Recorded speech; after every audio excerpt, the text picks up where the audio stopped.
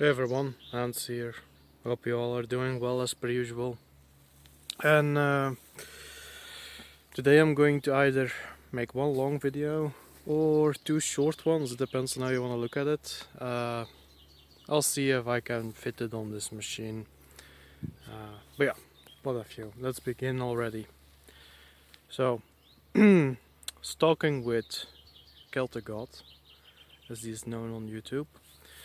And we broached an interesting topic, as per usual, I suppose, about sitting on the fence. There are these many false dichotomies, as I perceive it in modern society, that have been set up for people to allow themselves to fall into. Most of them are derived from politics. You know, the main dichotomy, false dichotomy, is the left versus right wing in politics. We all know that. That's not a, a big reveal for anyone, right? Maybe for a few young people who aren't into that yet. And hopefully, in my opinion, never will. So, and then there is of course those who say, ha, but I'm above that. I'm above the left and the right because it's all the same, it's all nonsense. And this is a false dichotomy. So they sit in the middle, as they themselves say it. Now, I'm not really going to go into the left versus right thing because that conversation, there's been millions of millions of minutes worth of video about that.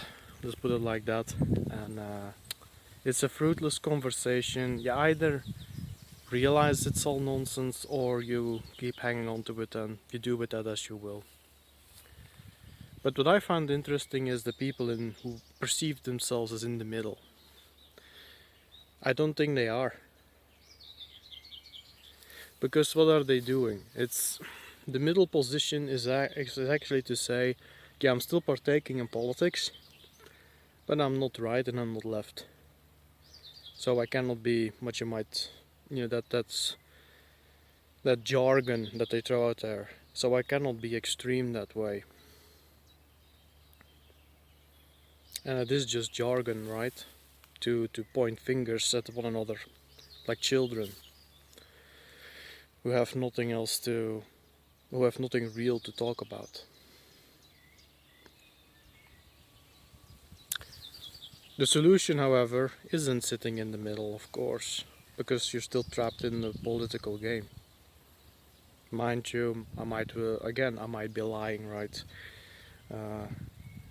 Definitely listen to CNN instead, or whatever it's going to be.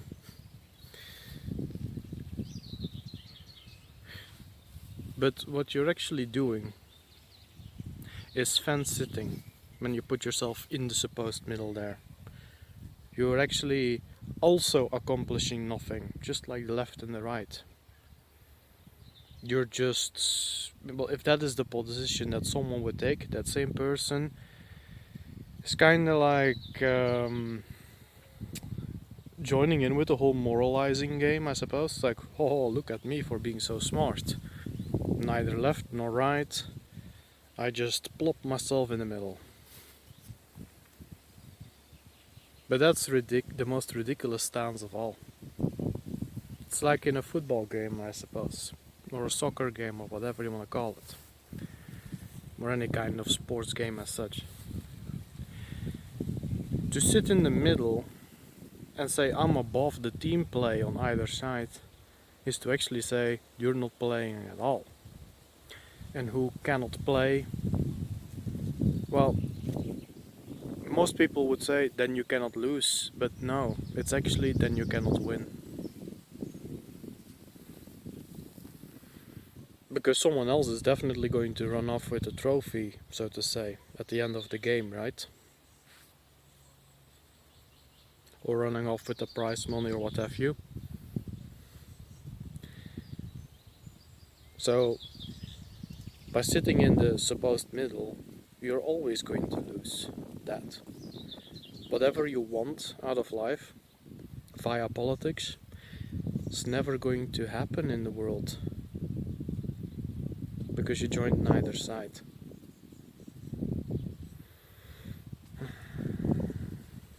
As for winning, well, yeah, it's just not there. It's actually the ones who sit in the middle. They're that group, you might say, that you know, yeah, they've already lost before the game has truly started. They just say to themselves that they are smarter for not playing along while they're still part of the game. Does that make sense?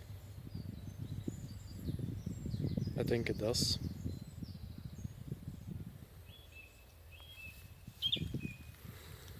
Now, I'm not saying that, pick one of the pre-made teams who may be bought off to have the game play out in a certain way as this.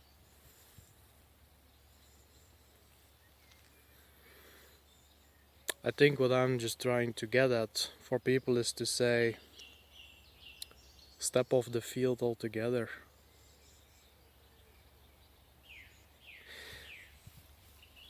Now, this may seem a bit confusing, what I'm going to say next, but I'll try to explain it to the best of my capacity.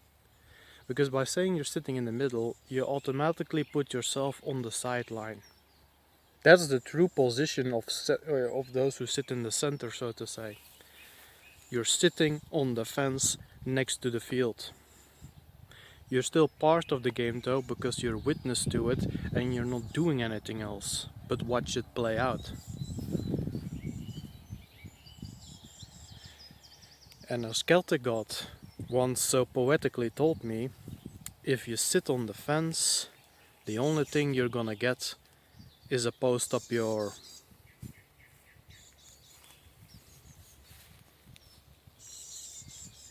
And he's right, because that's the losing I'm talking about. You're totally leaving yourself to the whim of what you might say the winning party of the game.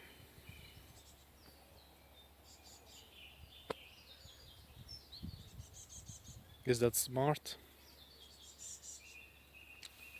I don't think so. Not if you want to achieve things in life. And even, let's say, many people who do pick their team, the fans of the teams that are playing, they are actually what you might say also in the middle. They just wear the colors of this or that team, so to say. They shout and they cheer and they make a lot of noise. Some may even do something themselves. But at the end it's always about the game. And the players of the game don't really care much for the ones who sit on the fence or the ones who sit, behind the fence, cheering them on or jeering at them, I guess. I suppose I just wanted to share that insight. I might be wrong, but I honestly don't think so when it comes to this. Now you might say, well, what is the alternative, Hans? What can we do then? Well, leave the game. Leave the entire stadium and watch what is beyond the stadium. Out of the box. Think out of the box. Act out of the box. And do right. Do not wait for others to do right. Do it yourself. What is right? A lot of people, I cannot tell you what is important to you in life. I suppose friends, family, the culture that you're part of, doing right by that. And I speak maybe even about the extended family, not just the immediate people, But those people you do not know. But you more than well expect them to have good hearts. And yes, there may be a few rotten souls among them.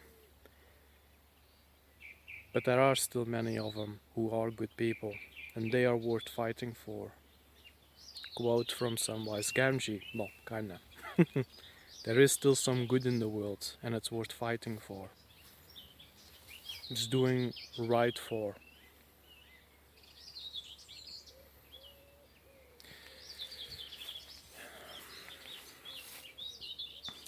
Yeah. I suppose I just wanted to throw that in there. Is it going to be of much consequence that I say this? I hope so. I truly do. But as I have said from the very beginning, if I only have the one person who actually ends up agreeing and saying, you know what, yeah, I should be doing stuff myself. With people, you know? It doesn't need to be solo. That's enough for me. To help one life, that means something. Well, one life except your own, at minimum. That means a lot. It can mean a lot. I think I'm gonna leave this as is. And I'm actually gonna make it one video because, yeah, I think I'm gonna have the time in one go. There is something else also. Politicized event that we're all aware of. It's the injections. The injection mania that is going on right now. I've been following radio far more than I used to in the past. I'm not gonna make it a habit because I simply personal distrusts. But sometimes they say something that makes me think. And the most recent thing that I heard from the radio was something like 275-ish, I could be off, people who died because they allowed themselves to be injected. And doesn't anyone find that a bit strange? That something that is supposed to cure you actually kills people? Because how do they talk, and I can already hear it from certain people who may watch this video, but I will not have it. It's that there will be the excuses that they already make on the radio. It's that, well, most people survive it, so it's fine. The number, the percentage was 95% survive it just fine. No visible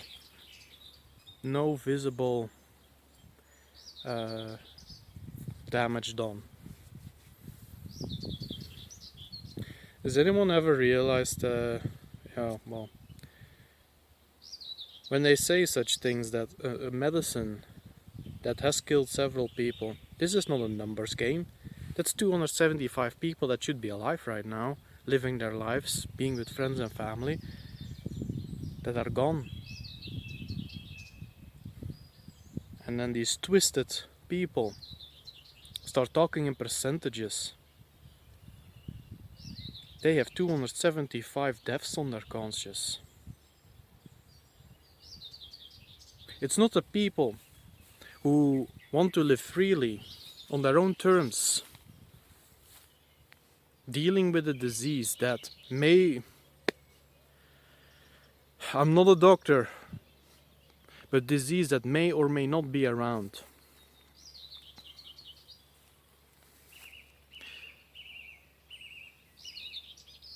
Trying to collect my thoughts before I'm gonna say something I'm gonna regret.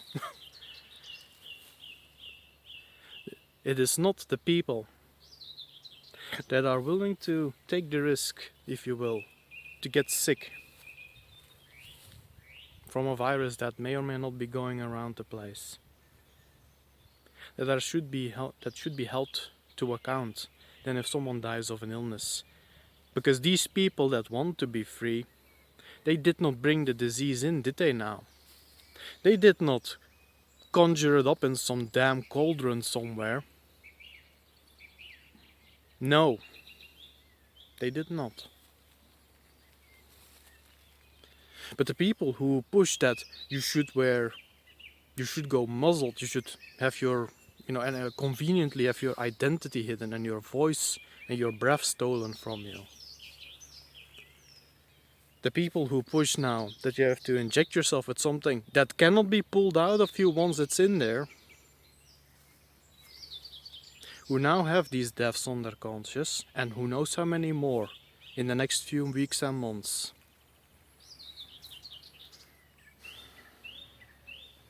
who are to be held accountable for the end of lives. They are the ones. Because where is the openness and the honesty truly? It's always these experts. No names, just experts. Has anyone ever realized what does it even mean, expert? Expert at what? And why do they hide their identities behind the word expert? Why are they wearing that vocabulary mask? People who know what they're doing don't need to do that, or people who actually stand by what they say, do they need to hide their identity like that? If someone tells me that I should inject myself with some sort of substance, for example, I guess it's a bit anecdotal that I bring it up now.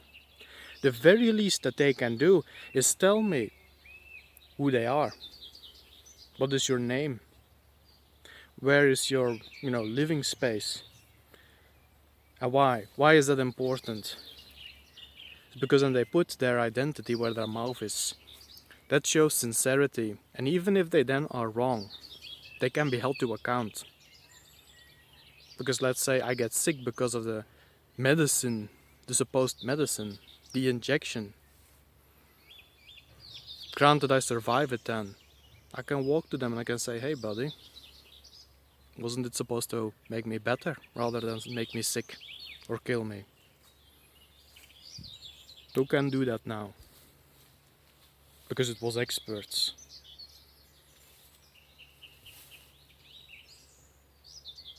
It's suspicious as can be. It's sinister. It's malicious. And nobody is telling me that people that happily send thousands off into some war in foreign lands, maim, kill, destroy, are now suddenly concerned with the public health. That makes no sense, and you know that. You are watching. I have no interest in making this a political commentary or what have you. We know this.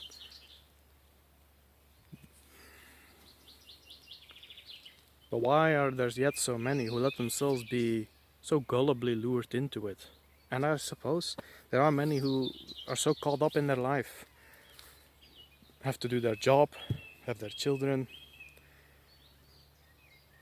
try to get by, get the rent paid off, get some food in their belly,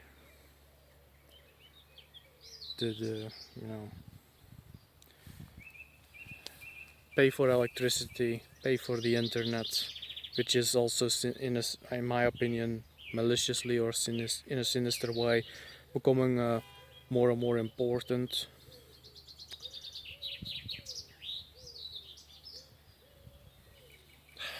I'm kind of a bit all over the place in my head with this. But why? Why is it so that people let themselves be lured like that? Even if there are some who really are so caught up in life that they cannot know.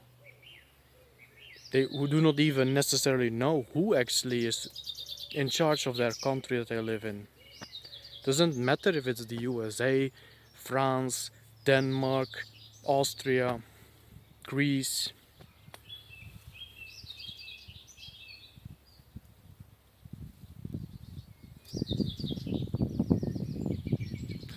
And now life's, and then there's that other part too of it all, right? In the last years, or in the last year and a half, that they have already taken from our lives.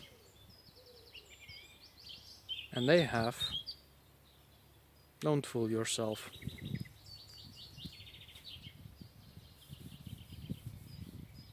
It's these people, those with a supposedly, how would you say that, a very extroverted personalities, people who need to socialize to live, to be fulfilled, who have ended their own lives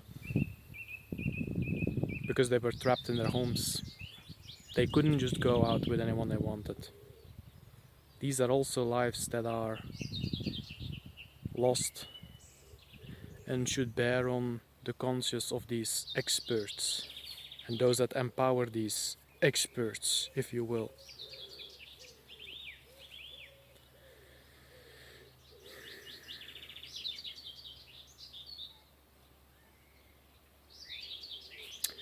It's wrong. It's really wrong. No, I think this is the first video where I actually do outright say that something like that is just impossible. That it just isn't. Yeah, it's just wrong. I do try not to make that. I'm not gonna let that be a habit either.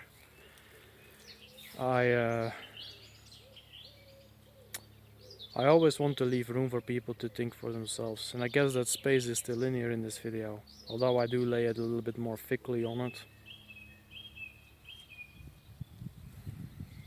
And if you care about people, I think most who listen to my videos do, even if it's just a few in their own lives, and that is okay. Well,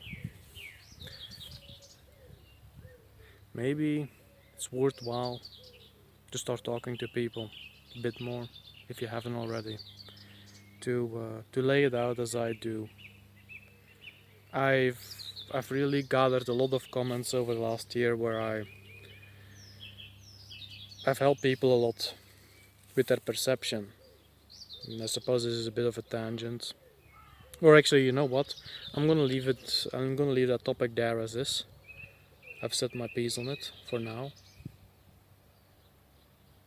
Or maybe one more thing. Yeah, the injection, you cannot get it out of your body anymore.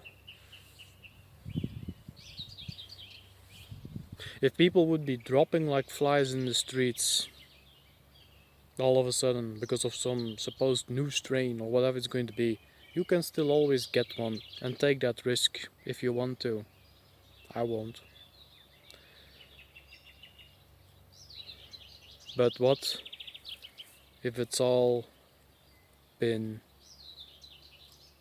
nonsense? Don't even need to get into the whole the sinister babble about, you know, the jargon that they use to silence all questioning. The jargon of conspiracy, that word. That's the new word that's being used whenever they want to stop people questioning.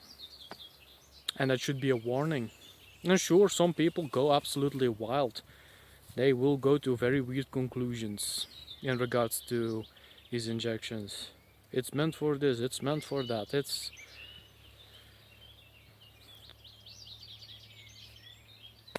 And they can do that, and it will be some wild stuff in that. But there is also very good questions among them too. And this is actually from a non-white who said on TV, like they thought they had found a guy to ask, and they figured, oh, he's gonna side with us, he's gonna say what we want him to say.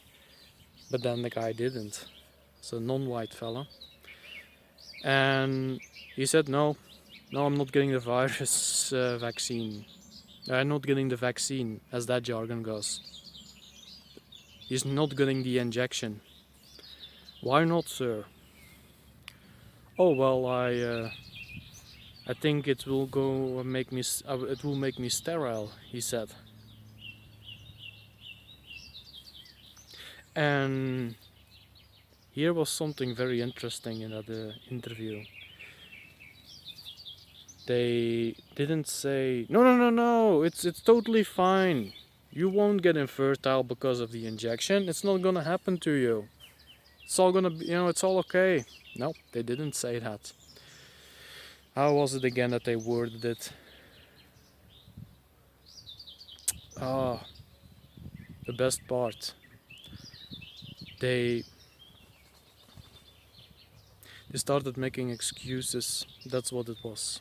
Yeah, I actually brought it up earlier in the video. No, most people who take this are just fine. That's a very curious sentence. Most people, so already not everyone, is fine. after they have let themselves be injected. Okay, that's creepy. And then there was another part of, yeah, they omitted the entire fertility thing. Now granted, maybe the one who was asking the questions didn't know himself, but then why was he having an interview in favor of the injections? Was it malice or stupidity? No, blind naivety? Maybe a bit of all three, or two of the three, or what have you.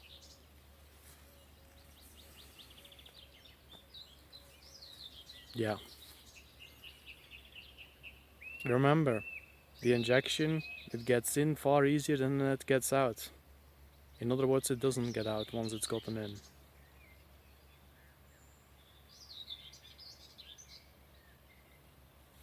You do with it what you will.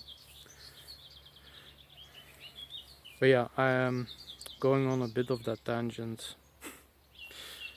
I've had a lot of people who told me that I've helped them out, given their outlook a bit more perception. Yeah, I fed into their perception a bit with how I bring things, and it helped them. They started making better decisions for themselves. Small ones, mostly.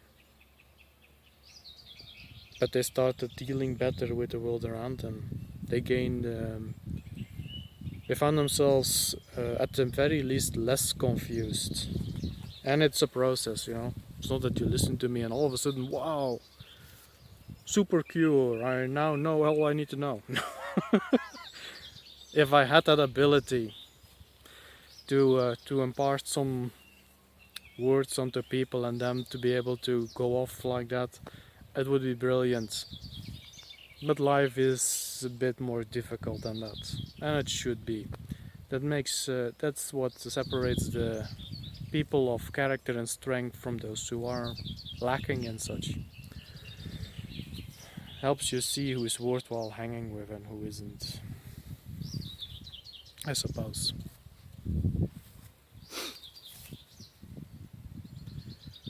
Yeah. I guess that's a majority of what I wanted to bring up for today. The tangent, yeah, the tangent why I mentioned that is, I guess I'm gaining a certain confidence, or more confidence than I had before already. I like to think I'm a pretty confident fellow. And I guess by extent of that I'm gonna be perhaps a bit more bold in, yeah, bold rather than arrogant when I mention that, hey, I might just have something to say that you want to hear, that may be important for you to hear, and then it's up to you to act on it or not, right?